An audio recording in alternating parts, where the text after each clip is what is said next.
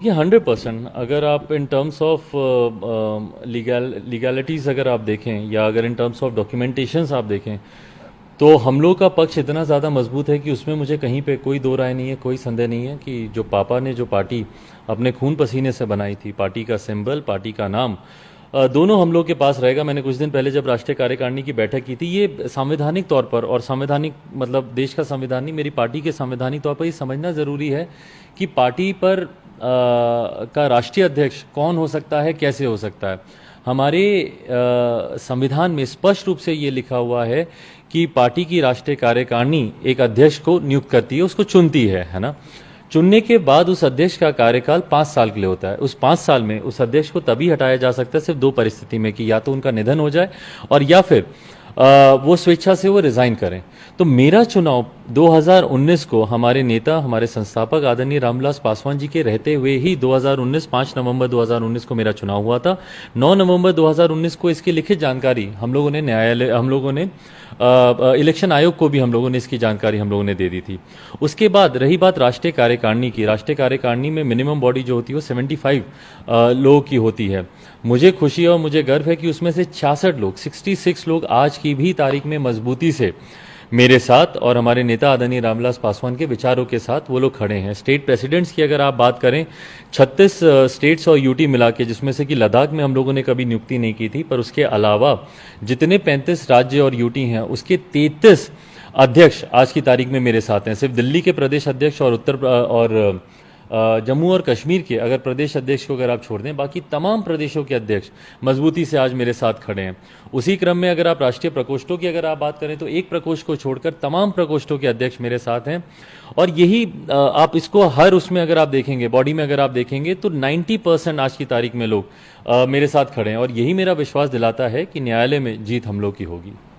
चुनाव आयोग में आपकी जीत होगी ऐसा आपको लग रहा है? कहीं ना कहीं आप चिराग पासवान जी दुविधा में हैं कि आप एनडीए के साथ रहें या ना रहें। क्यों आप दुविधा में? ये दुविधा मेरी नहीं है, ये दुविधा मेरी नहीं है। मैंने तो इस बात को शुरू से स्पष्ट किया कि भाई मेरा गठबंधन भारतीय जनता पार्टी के साथ हुआ। मैं अंत तक, आज तक मैं भारतीय जनता पार्टी के साथ ही मैं खड़ा हूं।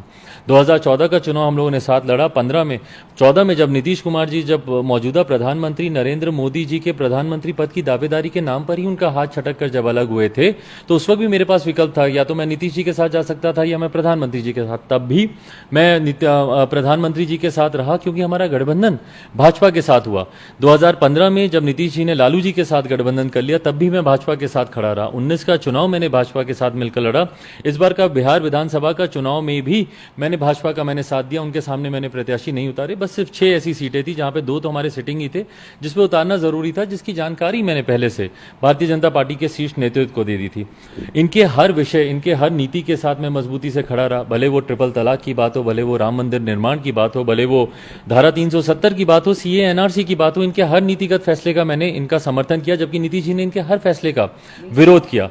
तो मैं इनके साथ हर कदम पर खड़ा रहा हूं। अब ये फैसला भारतीय जनता पार्टी को लेना है कि क्या वो आने वाले समय में मेरा साथ देते हैं कि या वो नीतीश जी का साथ देते हैं। क्या आपने कोई डेडलाइन भारतीय जनता पार्टी दिनों में आप फैसला ले लीजिए कि हम आपके साथ हैं या नहीं है, और नहीं है तो फिर आपके पास क्या विकल्प है? क्या आप आरजेडी का जो अलायंस है, ग्रांड अलायंस, क्या आप उनके साथ जाएंगे या क्या फिर आप सेपरेट आइडेंटिटी बनाए रखेंगे, न उधर जाएंगे न इधर जाएंगे? नहीं, विकल्प की अभी फिलहाल मुझे नहीं लगता ज़रूरी है। फिलहाल तो जिस तरीके से मेरे साथ ही धोखा हुआ है, मेरे परिवार के लोगों ने ही मेरी पार्टी को तोड़ने का काम किया, तो फिलहाल तो मुझे अपनी पार्टी को पुनः जीरो से उस मुकाम पर लेकर जाना है जहां पर पापा इस पार्टी को हमेशा लेकर जाना चाहते थे। तो अभी फिलहाल तो मेरी लड़ाई अकेले है, खुद अकेले रहकर अपनों को साथ जोड़ने का मैं प्रयास करूंगा। ऐसे लोग जो रामविलास पासवान जी की विचारधारा का समर्थन करते हैं, ऐसे लोग जिनका आशीर्वाद मुझे इस कठिन समय में भी मिला है, उन लोगों को साथ लेकर आगे चलने का। जहां तक रही बात, जब चुनाव आएंगे उस वक्त गठबंधन का स्वरूप देखा जाएगा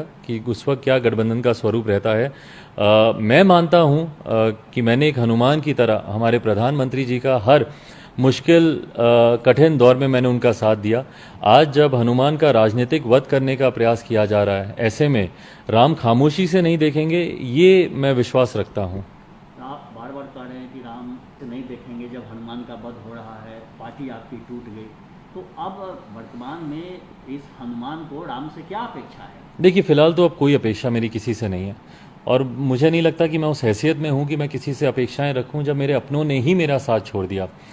मेरी पीठ पे छुरा भोगने वाला कोई और नहीं था और शायद कोई और कर भी नहीं पाता अगर मेरे अपने उसमें भागीदारी नहीं होते। तो मैं तो जहाँ एक लंबी लड़ाई बाहर लड़ने के लिए तैयार था, वहीं कब मेरे अपनों ने पीछे से आके मुझे धोखा दे दिया, मुझे इस बात का एहसास भी नहीं हुआ। तो इसीलिए अब मेरी उम्मीदें अब किसी से नहीं है। और पापा की बस एक बात मेरे दिमाग में हमेशा से है कि अगर तुम सच्चाई की राह पर हो तो अकेले चलने से कभी मत डरो। इवेंचुअली दुनिया तुम्हारा साथ देगी, लोग तुम्हारा साथ देंगे। आज की तारीख में कोई राजनीतिक दल मेरे साथ हो नहीं हो, कोई मेरा साथ दे नहीं दे, मेरी ताकत मेरी जनता है जो आज मजबूती से मेरे साथ खड़ी है। सारे सालों में आपने कई बार संकेत दिए कि वो टूटी नहीं, तोड़ी गई, और एक व्यक्ति विशेष का इस भूमिका है नीतीश कुमार को ऐसा दिया। उन्होंने कहा कि हम वो सस्ती लोकप्रियता हासिल करना चाहते हैं। मुझे उनकी समस्या से क्या लगता है? देखिए, मैं सस्ती लोकप्रियता मैं क्यों हासिल करना चाहूँगा? मैं जब एक बिहारी होने के नाते मैं मुख्यमंत्री से सवाल करता हूँ तो वो बोलते हैं कि कुछ लोग मुझ पर सवाल इसीलिए करते हैं क्योंकि वो अपनी सस्ती लोकप्रियता हासिल करना चाहते हैं। पहले तो मैं आग्रह करूंगा मुख्यमंत्री नीतीश कुमार जी से कि चिराग पासवान की लोकप्रियता उन पूर्व विधायकों से और अपने उन पूर्व मंत्रियों से पूछें जिनकी वजह से वो आज चुनाव हार चुके हैं। वो बताएंगे कि चिराग पासवान की लोकप्रियता क्या है। और मेरा उनसे कभी भी कोई व्यक्तिगत, नीतीश कुमार जी से मेरा कोई व्यक्तिगत इशू नहीं रहा है। मैंने कभी भी उनके ऊपर कोई व्यक्तिगत टिप्पणी नहीं की आज तक। बिहार विधानसभा के चुनाव भी आप उठाकर देख लें, मैंने सिर्फ उनके नीतिगत फैसलों का विरोध किया, भले वो बिहार में बिगड़ती शिक्षा के हालात हों या स्वास्थ्य व्यवस्था हो। आज क्यों मेरे मुख्यमंत्री दिल्ली में हैं?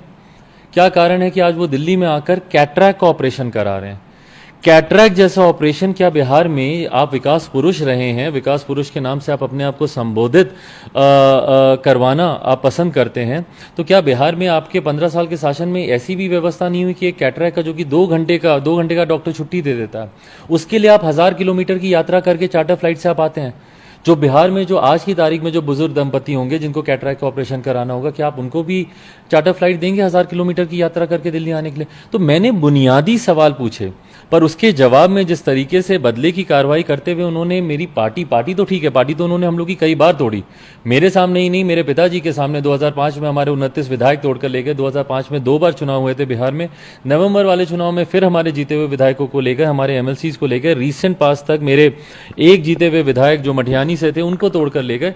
वो ठीक है, पार्टी को तो आपने कई बार तोड़ा, पर उसके बाद बदले की भावना इतनी ज्यादा कि आपने मेरे परिवार को भी तोड़ने का काम किया। और जो लोग आज उनके साथ खड़े हैं वो कहीं ना कहीं उन्होंने मुझे धोखा नहीं दिया, उन्होंने रामविलास पासवान जी की विचारधारा को धोखा दिया, उनकी सोच को, उनके सपनों को धोखा दिया। आज पापा कहीं पे भी होंगे, ईमानदारी से बताइए, क्या पापा खुश होंगे जिस तरीके से चाचा ने किया? मेरे पिता के निधन के बाद चाचा मेरे लिए पिता तुल्य ही नहीं, मैं पापा की छवि उनमें देखता था। पापा उनके ऊपर जिम्मेदारी छोड़कर गए थे कि उनके बाद परिवार को संभालना उनकी जिम्मेदारी बनती थी, परिवार को एक साथ लेकर चलना उनकी जिम्मेदारी बनती थी। क्या अगर मैं उनका अपना सगा बेटा होता, क्या तब भी वो मेरे साथ ऐसा ही करते? इस दुख की घड़ी में इस तरीके से मुझे वो अकेला छोड़ देते, मुझे पार्टी से निकालने का काम करते? तो ये बातें जब मेरे अपने ही, जब उन्होंने जब मेरे साथ ही जब ये कर दिया, तो अब मैं किसी दूसरे पर क्या उंगली उठाऊं, क्या सवाल पूछूं? आखिरी सवाल मेरा है, आपको बीजेपी से उम्मीद थी है, जो भी है आप फैसला नहीं ले पा रहे हैं कि बीजेपी के साथ रहें जाए, अगर बीजेपी छोड़ देती है साथ या फिर बीजेपी से नहीं बनता, तो कहीं ना कहीं रामविलास पासवान को लेकर बिहार में सियासत शुरू हो गई है। शुरू ये हो गई है कि आरजेडी भी उनके जिस तरह से उनका जन्मदिन है 5 जुलाई, उस दिन जैसे उनको खास तवज्जो दे रहे हैं, तो कहीं ना कहीं क्या आपकी उनसे नज़दीकियाँ बढ़ रही है या वो आपके नज़दीक? देखिए, पापा और लालू जी हमेशा से करीबी मित्र रहे हैं, लंबे समय तक दोनों ने एक साथ मिलकर कार्य किया है। और जब वो दोनों करीबी मित्र थे तब मैं और तेजस्वी हम दोनों छोटे थे, बच्चे थे, और तब से हम दोनों की एक दूसरे से पहचान है। और आज कोई ब्रेकिंग न्यूज़ नहीं है कि मैं कह रहा हूं कि तेजस्वी मेरे छोटे भाई हैं। मैंने हमेशा कहा है कि तेजस्वी मेरे छोटे भाई हैं, और निरंतरता में। और मुझे खुशी है कि ये संस्कार जो हमारे अंदर हैं पीढ़ी दर पीढ़ी वो आगे निभ रहे हैं। जिस तरीके से उन्होंने मेरे पिताजी को सम्मान, मेरे पिताजी उनके भी पिता के समान थे, लालू जी मेरे पिता के समान हैं, उन्होंने मेरे पिता के साथ मिलकर काम किया है। तो आज जब मेरे पिताजी नहीं हैं, तो जिस तरीके से अगली पीढ़ी और मेरे छोटे भाई मेरे पिताजी को उसी तरीके का सम्मान दे रहे हैं जैसा एक बेटा होने के नाते मैं दूंगा या मैं देता हूं, मुझे खुशी होती है। और मेरे लिए ये एक गर्व का लम्हा भी है कि पिताजी के साथ किए हुए पिताजी के साथ काम किए हुए लोग उनको उसी तरीके का सम्मान दे रहे हैं। तो पर आने वाले समय में चुनाव में क्या ये स्वरूप कैसा रहेगा, मुझे लगता है कि ये जब चुनाव होंगे, आज की तारीख में कोई बिहार में तुरंत तत्काल चुनाव नहीं होने वाले, बट हाँ चुनाव के वक्त गठबंधन का स्वरूप क्या होगा ये उस वक्त पार्टी तय करेगी। आप खुद ही कह रहे हैं कि आपकी आपके पिताजी की, आपका तेजस्वी से, तो क्या ये जो पारिवारिक नज़दीकियां हैं, क्या ये राजनीतिक नज़दीकियों में तब्दील होगी और क्या दोनों आदमी गठबंधन के एक साथ फिर से हिस्सा बनेंगे? देखिए, इस पे अभी मैं कुछ कमेंट नहीं करूंगा। जैसे मैंने कहा कि अभी मैं एक मौजूदा गठबंधन का हिस्सा हूं और फिलहाल मेरी प्राथमिकताएं बहुत अलग है। मेरी प्राथमिकता पार्टी को पुनः खड़ा करने की है, पार्टी को आगे लेकर जाने की है, गांव-गांव, घर-घर जाकर लोगों से उनका विश्वास हासिल करने की, उनका आशीर्वाद लेने की मेरी प्राथमिकता है। क्योंकि अभी चुनाव नहीं है, पर मैं ये मानता हूं कि लोकसभा चुनाव से पहले ज़रूर बिहार में पुनः बिहार के विधानसभा के चुनाव होंगे और उस वक्त पार्टी बैठकर ये तय करेगी कि उस वक्त गठबंधन